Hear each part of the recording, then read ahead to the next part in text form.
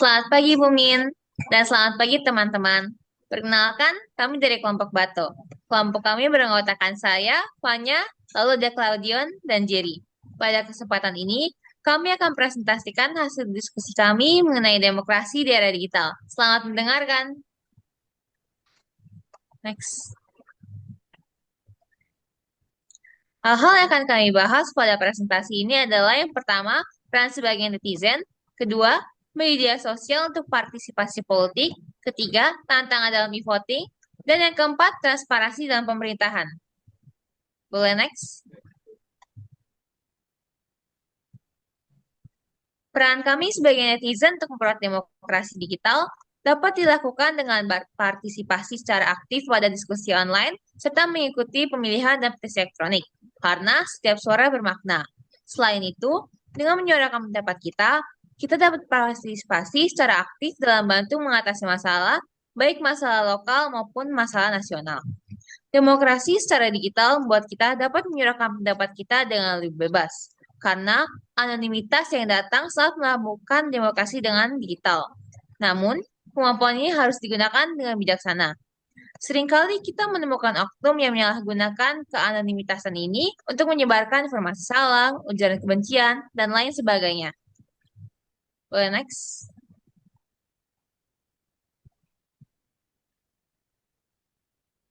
Kami dapat berkontribusi secara konkret dan serius dalam demokrasi digital dengan tidak menyalahgunakan demokrasi ini dengan menyuarakan hal-hal negatif, berpartisipasi secara intelektual pada diskusi digital dengan memberikan kritik konstruktif, serta dengan menyuarakan pendapat secara sopan, beralasan, dan tepat waktu.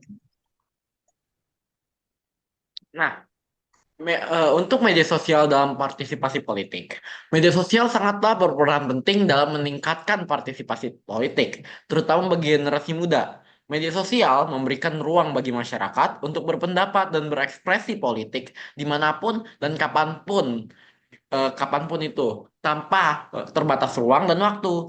Selain itu, cara penggunaannya juga mudah dan praktis. Hal ini berarti tidak ada lagi kata malas bagi generasi muda untuk berpolitik, terutama Gen Z yang memiliki ketergantungan tinggi terhadap penggunaan media sosial.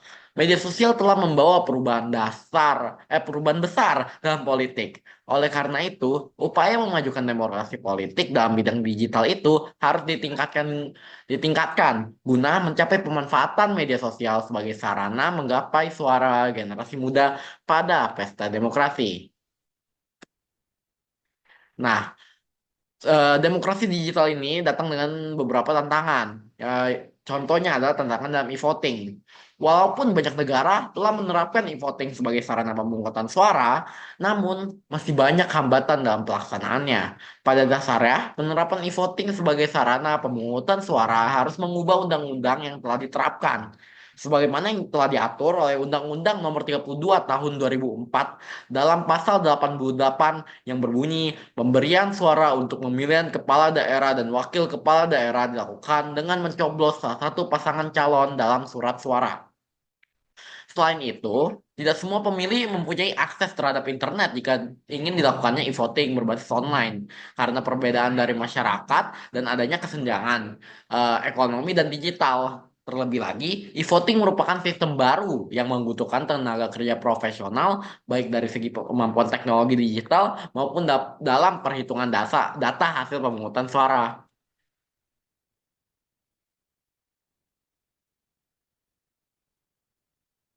Nah, selanjutnya transparansi pemerintahan. Kita dapat menggunakan teknologi untuk menunjukkan pengelolaan sistem pemerintahan dan keseharian dari berjalannya pemerintahan.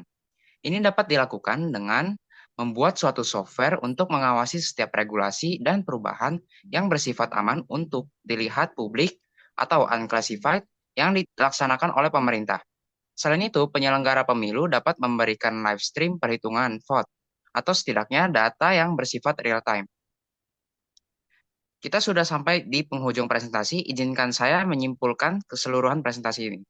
Kesimpulan dari presentasi ini adalah demokrasi digital memiliki potensi yang besar untuk memperkuat partisipasi politik, terutama bagi kalangan generasi muda, melalui penggunaan media sosial dan teknologi.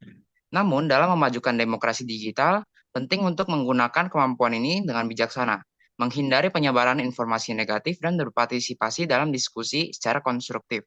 Meskipun e-voting dapat menjadi inovasi dalam pemungutan suara, tantangan seperti kesenjangan digital, akses internet, dan kebutuhan akan tenaga kerja profesional harus diatasi.